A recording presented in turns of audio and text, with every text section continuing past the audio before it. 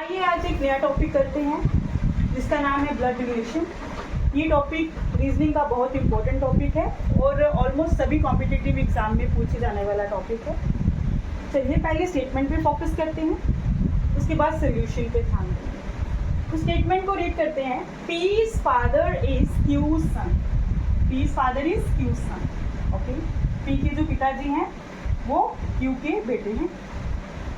M is paternal uncle of P and M. Paternal मतलब जो पापा की साइड से होते हैं उनको पैटर्नल बोलते हैं, मीन्स चाचा या ताया जी होंगे। M is a paternal uncle of P and N N is the brother of Q, और एन जो है वो क्यू का ब्रदर है। How is he, this is what we have to find out, how is N related to M. तो हम सबसे पहली जो एक स्टेटमेंट है उस पर फोकस करेंगे। P's father is Q's son. P की बात करी गई है, पी मैंने रख लिया यहाँ पे। उसके जो फादर हैं हमें नहीं पता उनके फादर कौन है, मैंने यहाँ पे फादर लिख दिया। वो किसके बेटे हैं, वो क्यू के बेटे हैं। ये इज दैट क्लियर? तो अब बात क्या हुई है कि ये 3 जनरेशन की बात हो गई है। जो सबसे लेटेस्ट जनरेशन है वो मुझे पी लग रही है, उसको मैंने लास्ट में रख दिया। उसके ऊपर मैंने सेकेंड जनरेशन मतलब फादर को रख दिया। फादर से ऊपर जो उसके फादर हैं उनको रख दिया। तो ये मैंने 3 जनरेशन में सबको डिवाइड इसको फ्रेम कर दिया। अब नेक्स्ट है M is paternal uncle of P. P के जो चाचा जी जो भी हैं वो कौन है, एम है। एम है इट्स मीन वो यहाँ पे लाई करेंगे। वो कौन सी जनरेशन में आ गए, वो ये वाली जनरेशन को बिलोंग कर रहे हैं, तो मैंने उनको यहाँ पे लिख दिया। अच्छा, ये अंकल है तो मैं यहाँ पे उनका रिलेशन लिख रही हूँ कि एम पी के क्या है, अंकल है। Is that clear? अब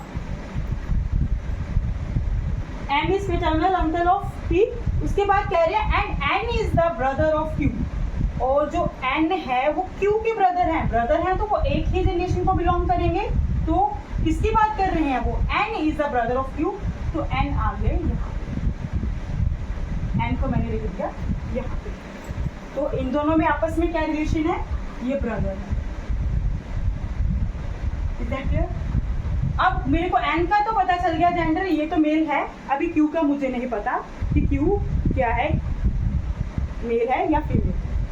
अब हमारा क्वेश्चन क्या है, हमारा क्वेश्चन है how is N related to M. जो एन है, सॉरी यहाँ पे अंकल आएगा, जो एन है उसका एम से रिलेशन क्या है। अब देखिए दोबारा से स्टेटमेंट को दोबारा पढ़ रही हूँ। अगर पैटर्नल अंकल हैं इट्स मीन ये दोनों क्या होंगे, ब्रदर होंगे। ठीक है, इनके फादर कौन होंगे, क्यू होंगे। उसने कजन की बात नहीं कही है, पैटर्नल अंकल की बात करी है, इसमें चाचा हैं और इनके दोनों के फादर ये हैं। इन दोनों में रिलेशन किसका हो गया, ये भी सन है और ये भी सन है। और ये कौन हो गए, ये हमने बताना है एन का एन से क्या रिलेशन है। एन कौन है, ये, और इन दोनों का रिलेशन बताना है। तो ये क्या है, किसकी बात कर रहे हैं, एन की। एन का रिलेशन क्या है, वो एन क्या होगा, अंकल होगा।